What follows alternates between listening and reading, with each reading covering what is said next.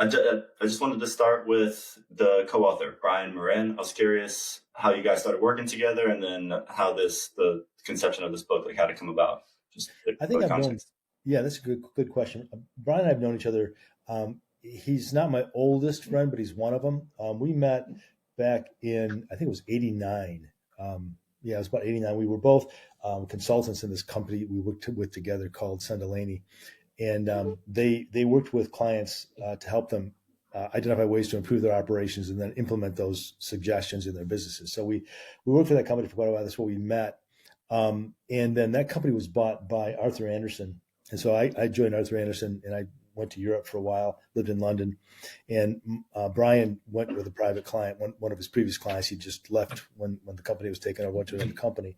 And then somewhere around 20, I think it was 2003 ish, 2002, we reconnected after Arthur Andersen did an audit for Enron, and they went out of business because Enron was stealing money. So the company went down. I was kind of free agenting, and Ryan knew that, so he reached out to me, and we rejoined at that point and started their own company. So I've known Brian for a very long time, and since 2023, we've been working together in the same business.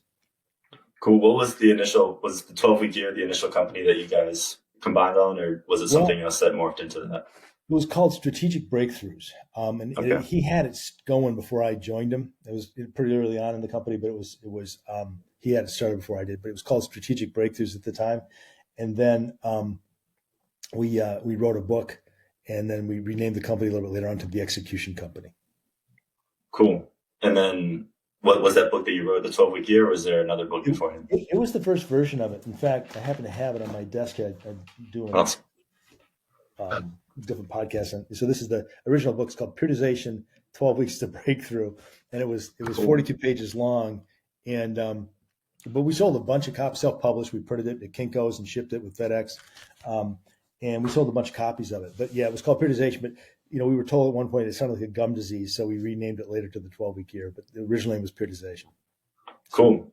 And so then and I'll give my rundown of the core concept of the book, and then you can add on. But yeah, so the idea is take your annual goals, condense them into a year, use a tracking system, and track the actions that lead up to your goals over that 12-week period.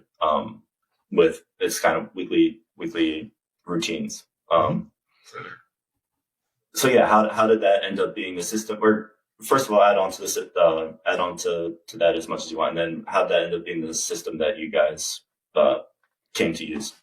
Yeah, so real quickly, when we first started together, we were pretty much a typical consulting firm. That was our training, and that's what we did with our clients. So we go in we sell a project. We'd go in and we'd identify areas that they needed to get better, and then we would improve their operations. But what ended up happening is in our ability to try to sell that process, most of the people that we were calling on already had a lot of great ideas. They already they knew what they wanted to do in their practices or their businesses, but they just couldn't make it happen. And so we decided to kind of pivot away from new ideas and just helping them take their best ideas and actually implement them in their businesses. So that's what we began to do.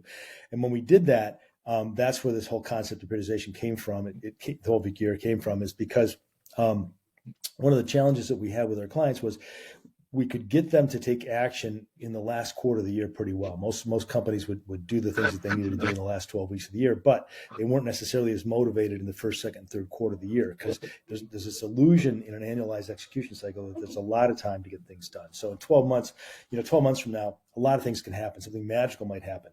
Who knows what might happen. And so that was part of it, because there was no urgency. People felt they had a lot of time to hit their annual goals.